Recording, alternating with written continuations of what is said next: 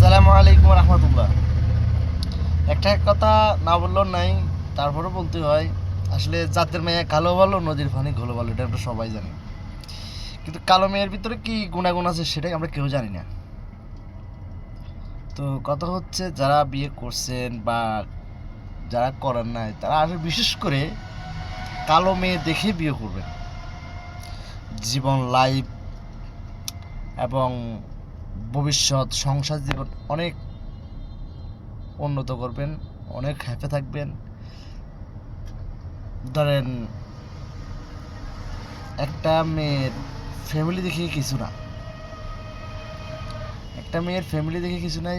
একটা মেয়েটাই যথেষ্ট।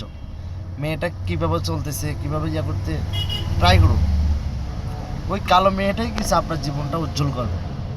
ঠিক আছে, টাকা পয়সা দিয়ে কিছু হবে না। তো ঠিক আছে, ভালো থাকবেন। আসসালামু আলাইকুম।